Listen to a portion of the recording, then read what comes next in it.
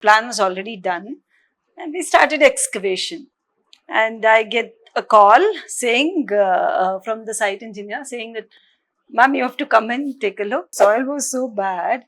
We like, if we stood out there, we would just go inside by 2 feet, and that was the kind of soil that we got in. So the workmanship matters a lot, the quality matters a lot, because that mortar that is done between the two bricks is exposed to weather for the next life of the building. So it has to be of that great quality. Sunlight, though is beautiful, sometimes is very harsh to human. How do you handle the sunlight in a right way? Where the skylights which cracked and leaked, there used to be times of wire glass, and we used to fix wire glass directly with cement and masonry. It definitely crack and leak. So I will tell you few elements. You talk about them in a one line. What you feel about it.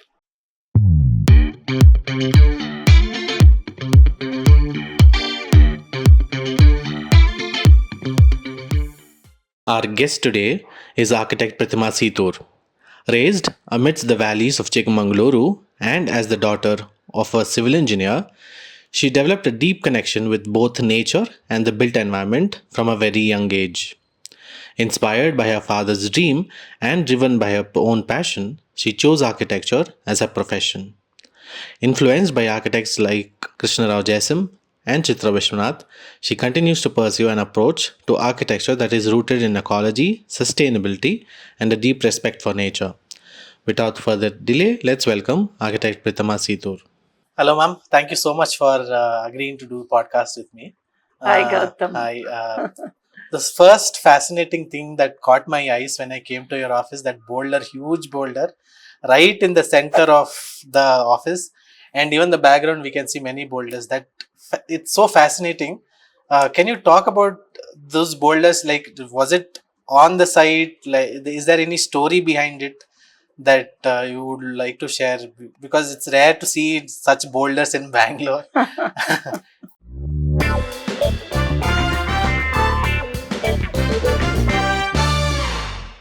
Can you talk about it? So, yeah, this is year 2010 when we bought this plot. When we looked at the plot, there's little bump that we could see, but I had no imagination that we would have so much of boulders in the plot. So it was a building that we would build with basement, and the plan was already done, and we started excavation. And I get a call saying from the site engineer saying that, "Ma'am, you have to come and take a look. There are boulders in your site." That I was so overjoyed at one emotion is that I was overjoyed, and the other side, I just come to site and I see the scale like huge. I had not seen that. I had not worked with boulders earlier, or any site with boulders. That was not something that I had seen earlier. And I came with two little kids. My younger one was as little as 2-year-old, I think. And we come to site, and we see that the boulders are like larger than me. I must say we were too blessed. They were here, they stayed here for years probably, earlier than us, and the land just belongs to them.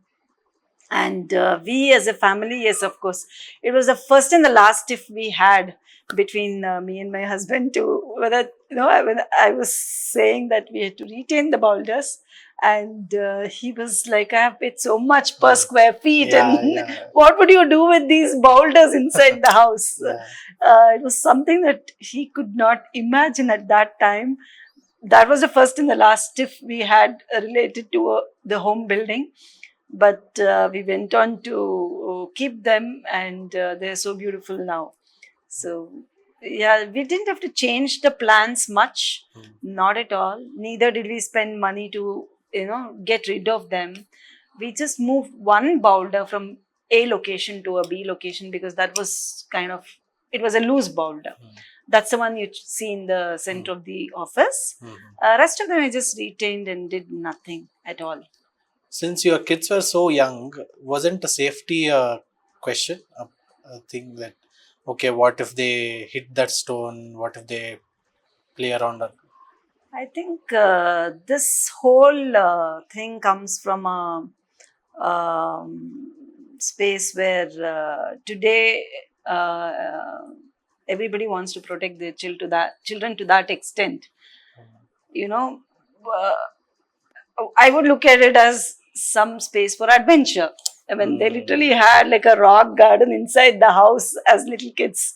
They did that little trek jumping from one to the other. The first thing that I saw both of them do also is, as I was thinking, how do I make this part of the whole project? They went on to jump from one to the other to the other. That's when I felt this can perfectly stay here as it is. Yeah, what you're saying is right. Today's children are not really exposed to even elements like this. They do not understand textures. They do not see anything rough. Everything they see today is so polished, so conditioned, and that makes them a little timid and not that active. So we have to introduce, or we have to have elements of play or some outdoor outings that we do for children where they do get to see and the nature in a big way. The large trees, the thick forest, the boulders, the wild sea, to the extremes of what they can experience in nature. That experience is very important. Then the way they look at life would be very different. So the boulders being here, I'm sure it's done a lot to the children. They would literally play here. And is it easy to define what these boulders did to the children? No, it is not very easy to define. Yes. But I'm sure staying in this, because I have many people, we stay in a compact houses, but coming here, it feels so good to be in a home where there are boulders, there are plants. It so feels good. Did you have any other experience that nature gave you, that surprises nature gave you in other projects? Yeah, in so particular? one of the sites, the soil was so slushy. We visited the first time when it was a dry weather, and we thought the soil must be good. And then we did a routine soil test, and then figured out the soil is not so great. But the moment, by the time we could start the project, somehow we got into the rains, and the soil was so bad. We like, if we stood out there, we would just go inside by 2 feet, and that was the kind of soil that we got into, and we had to do pile foundation. Went on to do pile foundation, yes, with that very enthusiastic contractors who had more value to your ideas, and then take you to that place of courage. This on-site executions need a lot more courage. Your journey has been where it began. Your father was a civil engineer and he wanted you to be an architect. Was it like he wanted you to be an architect specifically, or he wanted you to be in construction industry per se, in the thing of architecture, that he wanted you to be part of it? And you said that was his dream. Yeah. So Yeah. Can you talk about that? Yes. So those were the days when inside, outside, architecture, design, these kind of magazines would be very popular. It used to have that extra gloss on the front sheet. And my dad would pick up every month these magazines. And he, of course, knew that architects come much prior in terms of the sequence. And he looked at a collaboration between us. So he was designing homes and he was building them also. And then he thought, with the daughter getting into a profession where he was looking at a beautiful collaboration between us, and us having an office together, like a practice together, where I could take up the design part of it and he could work in the execution part of it. And he did know that architecture comes as a very respectful profession. And it the way he looked at it is, it's a very, very beautiful profession for women to take up, because you could operate having a smaller practice of your own where you become an entrepreneur, and it is possible to have an office at home and operate from home. So that was the main thing. I think he was looking at me managing both home and career together and not to compromise the career. And yes, he was a passionate civil engineer, so he wanted me to be in the construction field. Can you remember any? Of course, there will be many moments. One or two moments that your talks were professional, that you, an architect, put your thing, civil engineers, as him as a civil engineer, not agreeing to it. Did it ever happen like that? Any conversation? Unfortunately, no, because I lost him very early. I lost him when I was in the college. Oh, So our whole dream of working doing together. something together didn't really happen. But we wanted to have. I mean, he always talked about having an office at home, converting one of the areas in the home as an office, and I I have made that space, which was our home, as an office. Yeah, merely for the fact that he wanted us to have the office there. And I'm sure if he were living now, he would have challenged me in many many ways, because he was one courageous, bold, rebellious man who would question. I mean, those days he went on to design the house where we lived in split levels, and the kitchen coming at, at a mid level, which was like a lot of people were finding it very difficult to comprehend. But because of the split level design, today I have made an office space, an architect's office out of that home, and it is such a interesting and beautiful space. I've seen that space. It's really So generally, you are one of the few architects who are designing eco-consciously, sustainable architecture. So how was your inclination? Was it from your initial years only? Was it eco-conscious that you have to design eco-consciously? Or there was some movement that changed you, that saying, okay, because in colleges we are not focused on this architecture. We are just thought about architecture, not eco-conscious architecture or sustainable architecture. So I always had connect with nature of sorts, because my parents come from Chikmagalur, and every summer vacation I would spend my time there, and I would see that there's a sharp difference between the way things are done in the village and city. So cities would always feel like that ugly industrial buildings, concrete buildings, or like taller buildings, or like matchboxes, pockets of sorts. And I had really lived and experienced the liberty of those village homes, where all that I can think of is me running freely in that space, even now. I mean, I've done that a lot in my childhood. And when we were staying in this place called Vidyaranepura, which is a little away from, when I moved to high school, away from the hustle bustle of the city. And my dad introduced me to Chitra Vishwanath. She happened to build the home right next road of ours, right next street.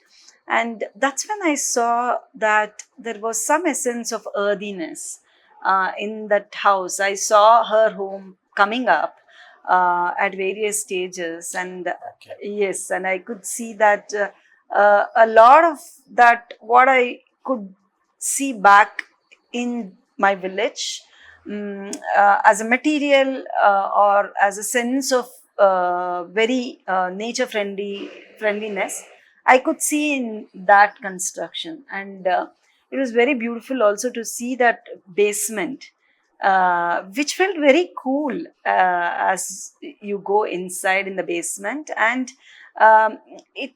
I could somehow relate that this is the same experience that I'm feeling when I'm in that space. It's almost feeling like, my village home, which has that connect with nature.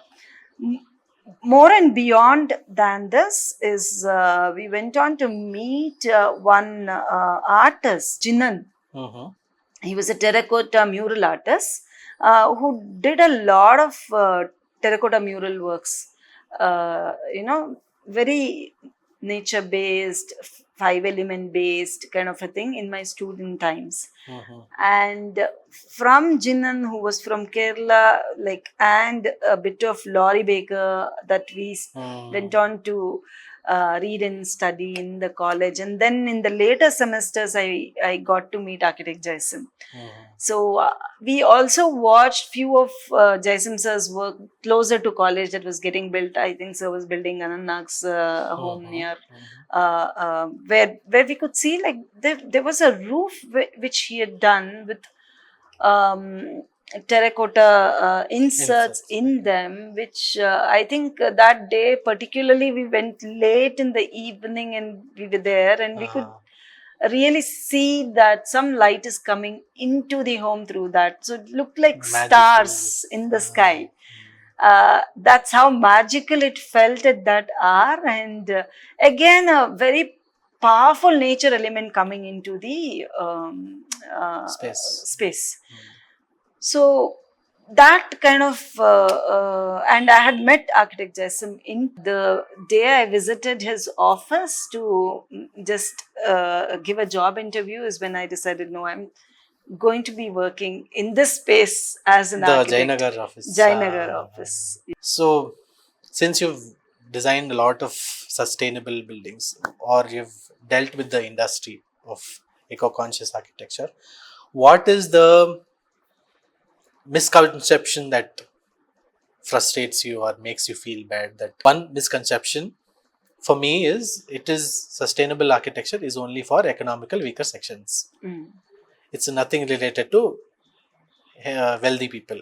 You can't do it. And one more thing is, how when surrounding you there are people who build concrete jungle, what can I do? How can that fit in sustainable building? How can it fit in eco-conscious? I have no frustration. We have enough fan clients who come to us who really appreciate what we do. And they come from a space where they know that sustainability is the ultimate luxury, right? That's the ultimate level of luxury. And these are people who really want to live a principled life, and they know what they are getting as a gift from nature when they make this effort to live, right? So do we talk about, or do we try to influence somebody who is not a believer? No, we don't make that effort. Yeah. So there's already a bunch of them who appreciate, who know the value, and we work in that space for them, and we create happy spaces for them. But you would have tried, no? Actually, you have to work with people who live there. That's the people work is the most difficult work that has to happen. Where you are changing the mindset of people, where you're telling them, hey, this is the kind of greenery that you can really enjoy, and this is what you can get back as a promising thing, right? So all of this can happen only if we live in such places, maybe. So you create a model and then show to the world, and then they accept it. So a simple pattern that you see in the city, once somebody builds a house, definitely building a house, they put in most of their resources to build the house, right? you'll suddenly see them chopping off the tree so that the house shows up, right? So, but with Right Inspires clients, we've been able to modify their thinking, saying, you have to enjoy the house being inside of the house. I'm sure you love to visit your client's home, and they ask you changes. Of course, not leakages or something, but any changes. Does it is it a win for you, or do you think that's something that you need to think about and sit back and look at it? Okay, was it something wrong, or is it like, okay, a new change has happened, I have to rework on it? Is that how you look at it? So families keep growing. Hmm. Your requirement is something today, and then tomorrow your children are growing, or families keep growing, and human beings keep evolving over years.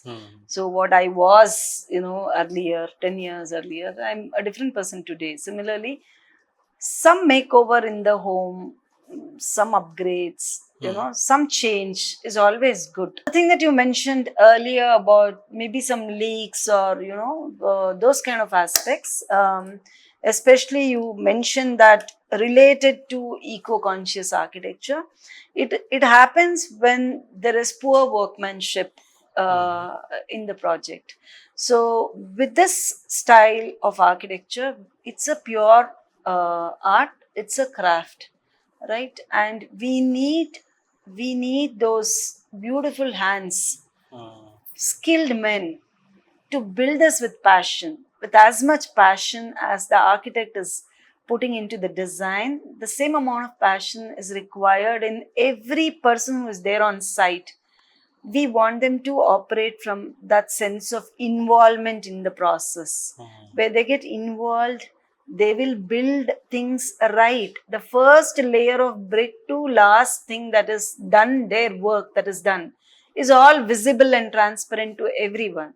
So the workmanship matters a lot, the quality matters a lot, because that mortar that is done between the two bricks is exposed to weather for the next life of the building. So it has to be of that great quality, right? So every time we have ideas that can be, that we want to see it happen, it is these people who are on ground, the skilled workmen, and India has plenty of them. India has plenty of them, and the amount of discipline they have, sometimes we probably lack that kind of discipline. So there are that extra good, very involved in their work. They want to give their best. And many of our sites, when we choose the right people to work with, they take us and our ideas from, X position to a Y position. So they are going to enhance the idea, they're going to enhance the quality during the process. So it's very important for you to make that collaboration. Who are you going to collaborate when you want to build? It's not anybody and everybody. So we need a lot. As architects, we need a lot of support coming from the civil engineers and the troop of people who realize and build for us. So it's just not the architect, but it is a collab of everyone coming together. And if you have seen any bad work with leaks and cracks, I think there is a failure at that level. Yeah, and it's got nothing to do with With the an art. alternate style of technique of construction, because what we are trying to call as alternate is the wisdom of this land. This is how we built. We built with stones, we built with bricks.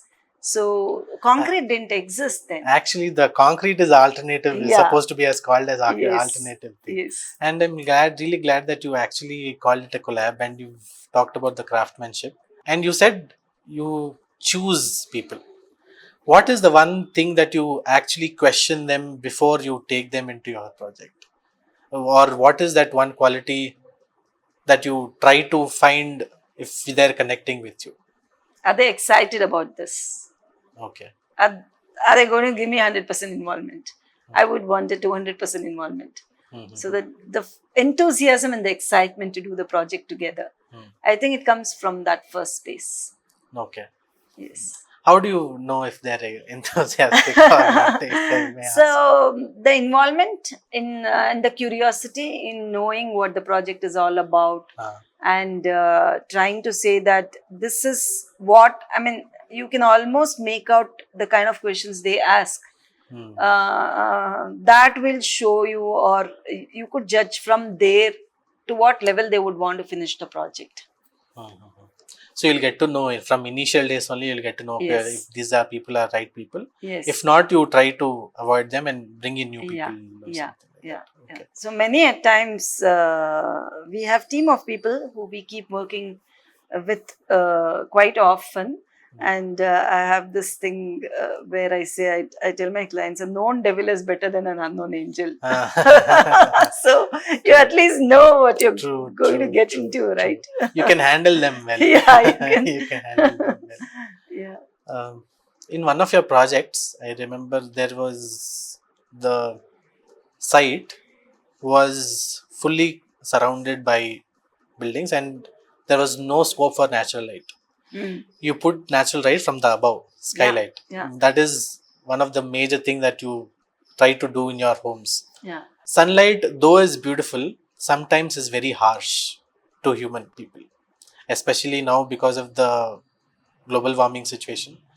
How do you handle the sunlight in a right way? And if you had to define sunlight, or what does sunlight mean to you, and how do Sunlight you handle it? means energy to me. Mhm. You know, you have the sun, it's like the smile on my face, Mhm. right? And to think it is highly stupid of human beings to think that they can create an artificial environment and they will stay within that environment, and a lot of things is going against nature in their body, right? So the reason of getting sunlight inside our homes is again to have that interaction with Nature. nature. It's to Mm. just stay connected. It's so beautiful to experience a cloudy day inside a home. It's so Mm. beautiful to experience a sunny day and being Inside in the out. comfort of the home. Mm. So there are older generation who sometimes are deprived, that they cannot move out of the home for some reason, and if they can enjoy what the outside is, which used to typically happen in our courtyard homes in India. Mm. And you would see, as a memory, I have seen those rocking chairs where old people sit, as facing those courtyards. Mhm. You know, what else would you want to do Yeah. other than watching the sun move through the day, and And the rainfall through the yeah, rain falls courtyard. within the courtyard, and it is again the wisdom of the land which is already there. And living in a compact, living in packed city like this, and on compact plots, can we afford the luxury Mm. of the courtyard homes? No. Unfortunately, No, not. no. We could probably get some light if we opened our windows, but what is that we are opening our windows to? Other people's homes. Yeah. Walls. Other people's toilets, unfortunately, sometimes. Yeah. So when you have the dimension which is open, and you could get the light, all the light that can come to you, why not explore that dimension? So most of our homes have the skylights, and they bring energy into our homes. Mm. And you are very right, you do get heat, a lot of heat through the skylights, thanks to the technological advancement that we have performance glasses. We have glasses which can reflect back the heat and get the light inside. So Mm. we go on to choose those glasses for that particular situation, depending on the area and where we are using the skylight. We also do multiple layers of glass, so it can cut down the heat that comes inside. Still, does some kind of heat come? Yes, but it is to an Comparatively. extent which you want it to come. So But this is when the recent years, no, all this technology has come. But your practice has been beyond before this practice. yeah, All yeah. these technology has come. It's gone through a whole lot of whole lot of experimentation. Did we have, I mean, where the skylights which cracked and leaked, there used to be times of wired glass, and we used to fix wired glass directly with cement and masonry. It definitely crack and leak. We've gone through those challenges. Of course, we've gone through those challenges. So there are stages when you want to do something out of the box. You need to experiment, and you need to take in everything that comes from that experimentation. And luckily, with every project that we have this permission from our clients that you can go that one step forward with our project. You have our permission. That's the kind of clients we are blessed with today, and we make that effort with every project. So this is a bit of personal question to end this particular segment. You as a mother of two, coming to the site, seeing the boulders, or that itself is a thing, and holding them together is, handling them is not easy. How was handling motherhood and womanhood along with your projects? What is the game like? And as a woman architect leading your own practice, what did you have to learn and learn as a mother, as a woman leading a practice? It's been a beautiful journey. Beautiful journey. Okay, Beautiful you're being journey. soft. You're being very considerate towards your kids. So I like my children, they're grown up now, and when we talk about Right Inspires to them now, they almost say treat Right Inspires as an elder sibling. Wow. So that's the kind of bonding that they have with the practice. I was fortunate to have the little office part of the home, and children being part of the activity that goes on there. When I look at my children and others, the big difference I see is the kind of people they are meeting on a daily basis, right? It could be the clients, it could be the young architects here, and it could be the contractors and other people. They are learning a lot, and they are having a lot of takeaways from this exposure that they have gotten. And they are super proud of, I have had very, very tiring days, physically tiring, and mentally very challenging times when things don't go all right, or when you're trying to get things go fine, and they are part of everything. And they do think architecture is very difficult because they see their mother struggle through. But are they proud of what I do? They're super proud of what I do. So I think even when they look at me, the architect in me comes first to them also, then the mother, because they know that I love architecture so much. And I'm so attached to work. So mom is going to, prioritize an intern over me. So they are truly jealous of every young architect who is here in the because office. You sit with them, Yes, talk with them, interact yes, with them, yes. have one talks.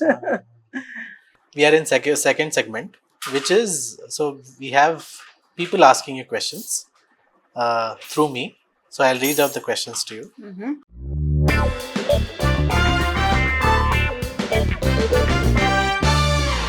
First question is from Megha. My grandmother's home is in Chikmagalur, which means a lot to me. My uncle wants to completely rebuild it, but I feel it should be renovated, not erased. How do I convince my family to value memory and rather than starting fresh all over again? There are various ways of looking at this. What stays in your memory as as visuals or whatever, that is one part to it. Like boulders that I incorporated and created like a small space here. It almost reminds me of a little. I mean, we stay in a valley in our village is in a valley, and home just from where the home stops, the valley just. I mean, the mountain just goes up like that. So this space reminds me of that. So, is it possible to relive memories through architecture in some which way? Yes, it is possible. It is how sensitive that you can be in that space as a designer, and you capture the emotions from the clients who you have to design and take it forward. So when you rebuild, are you washing out all the memories? May not be. That is one aspect of looking at it. But before getting to this, what you need to analyze is there is always a life to a building. A particular building built to the quality that it is built to and the material that it's being used, you know, all put together will have a particular life. Now, if it is good one where you could conserve and live, you know, you just enhance it and make it better. In that process, you're not doing too much work. You're just, you know, responding to the places where things have to be corrected in terms of technically whatever is not functioning well, in terms of materials that has gone bad, or some place where there's a leak, you fix the leak and you enhance the space with a coat of paint and get that essence back, where you're not doing too much. And are there homes, such homes where people are living? I think those generations built for generations to come later. There are so many homes in that region where people live for 5 or 6 generations. So it is to that quality that somebody has built to, that it can last for so long. Now, there are some spaces where which is not to great quality, and some intervention that you can get involved. I had this beautiful project with when I was working with architect Jaisim at Fountainhead. We had this old house in Alsur, which was built in the 1940s. And the family didn't want all that taken off, and they wanted to retain most of it. And but still, the old home didn't support in terms of the modern days demands of maybe your sofas are larger today, you know, your kitchen is larger. The way the homes were built then in the 40s were small spaces, because the spans were restricted. Using RCC, they only knew to achieve 10 feet or 12 feet kind of a room. So 10 or 12 feet room size was a luxury those days. 10 to 12 feet room size today is very small. So what we went on to do with that project is retained the essence of the place. But whatever the family needed as a requirement, like a larger room or larger kitchen or more light, all of that we responded to. And the output was some kind of a fusion. We retain the old elements. Suddenly you will see a window which belongs to the past, and in contrast to it, you will also see a glass block which is completely flowing in its own way, beautifully contrasting with each other. So that can also happen. But it is the context in which the project comes to you, and it is the context to which you are responding. The family's requirement of today also matter a lot, as much as the sentiment that you have towards the old building. So it's something that you need to very sensitively do, and that's why you need architects to do it. Maybe, as you said, fusion is the best choice rather than completely demolishing the existing structure and building, of course, no building, they wouldn't build a Chettinad house again. They would have a modern setup again. But the historic part, the values part, Yeah. the beautiful part goes away. The Indian parts goes away. Yeah. That is the beauty of Indian home. So I think this fusion thing, what you said, I think that Yes. will work. And Made through fusion, we can do highly contemporary. Our expression can be highly contemporary through fusion because we are responding to a context of today's requirement. But we stay rooted in our culture. We stay That is rooted, beautiful. and we take the best things from our wisdom of land, and that responds very good in terms of climatological response in our structure. So getting all of them together and responding to the context is the thing, the best thing that one can do, because whatever we work on today is going to live for the next 50-80 years, and we have a responsibility over that also. It might go out of trend in 20 years. Anything that you build can go out of trend in 20 years, but the life of a building, any client who comes to us asks, the first question is, what is the life of the building? We say the life of the building would be 100 years, but we don't know, we're not sure if you'll retain the building for 100 years. So it is time that we build quality buildings where the structural quality is so good and design is flexible, so we are able to have these structures built and last for longer years. That's true sustainability.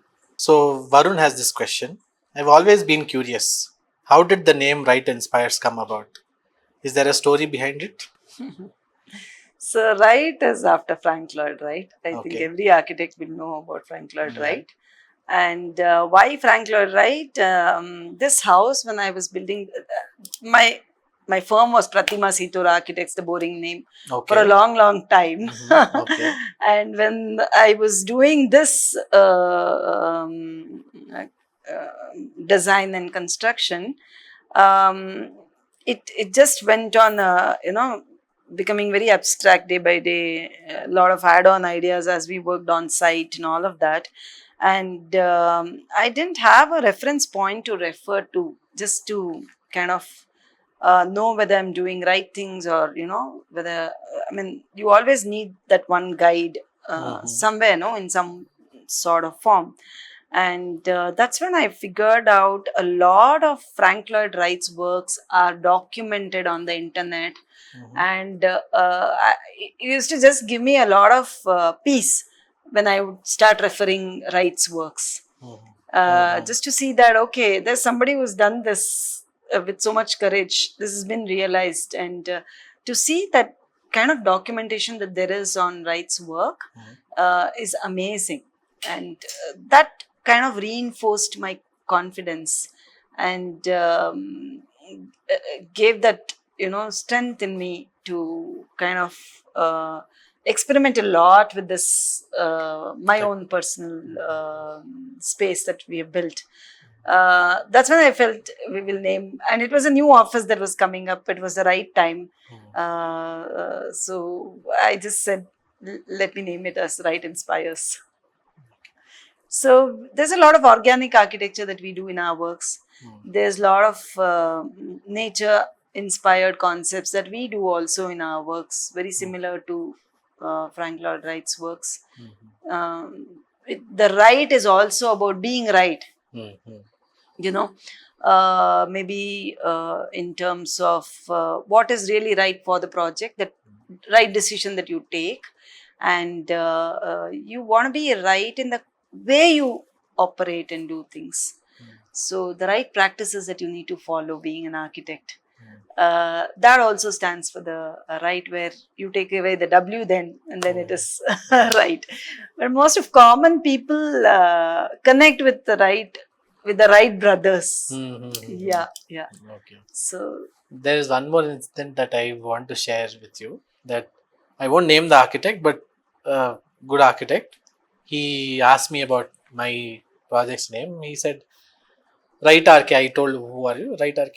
I heard this name somewhere. Did you steal the name or something like that? But then it got connected to Right Inspires. So that's how I got to know about you. And I'm glad our names have that matching a bit. Your WR IT for all Right. the writing Yeah. that you want to Writing. do in Yeah. architecture. Yeah. Yeah. Yeah. So there's this next question is, this is from your own firm's person. Mm-hmm. When Oh, you wow. meet when you meet younger architects today, what strikes you the most about them? Is there something you feel they are doing beautifully or something they are missing? They are the future. They would take things forward. There is the expression is very different. The context they create is from the observation that they see in the outside world. I see a lot of enthusiasm. I mean, I ignite my every day after I see a young architect at my doorstep where I'm handing over the office key. So I am very excited to see what new things that they can bring in to the existing things, in their own ways, where there's going to be, because there's been a tremendous change in the recent past of how we are looking at life itself. And to see that how a young architect is going to contextualize this situation, which is which is the result of that huge change, technological change, and all of those changes are there in our lives, and then respond to that context and come out with something is very, very interesting to watch.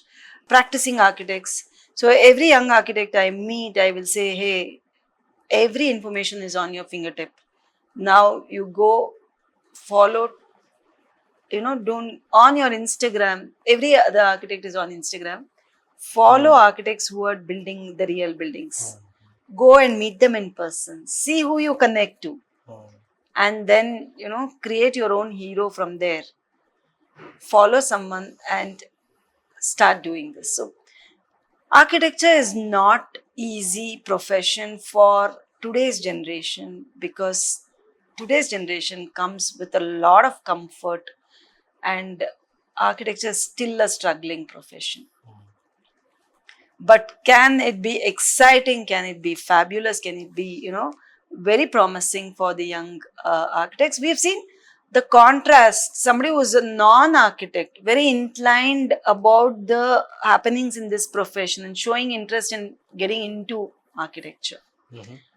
That is also there. So when you see that, is it our responsibility to inspire the young generation more, to kind of draw them and hold them and create that space for them where they could explore beyond boundaries? The responsibility is on our side as leaders to bring them in and make this exciting for them as much as they need to get involved. This question is from one more friend of mine. Hearing you talk about the spaces, I'm curious to know how you come up with your concept. How is the process of design that you work on? Yeah. I am not a person who can sketch. Okay. If NATA had, I mean, if there was NATA and there was a sketch test for me to get into architecture, maybe I would have failed then only. So I'm not somebody who's very expressive in sketching. So I have imagination for spaces in my mind. And can I think of those spaces in an office environment when everybody is around? It is too hard for me. I can't isolate my mind to do so. So believe me or no, most often I get a clear picture of what I have to do in an afternoon nap. I have everything fed into my mind that this is what I want to be doing. This is what the real requirement is, and this is, these are the site situations, and everything kind of fed into my mind. It is here, and then in my sleep, I'm kind of resolving the spaces, and I'm having those ideas, and then I come back, and then I try to draw it out. And yeah, I'm from an era where AutoCAD was the expression, so I use AutoCAD probably to draw it out or fine tune further sketching on the drawing. So Today, I think I ruined your afternoon nap. I ruined your ideas. I'm sorry for that. So, we are in the third segment now, last segment, where it is a rapid fire round.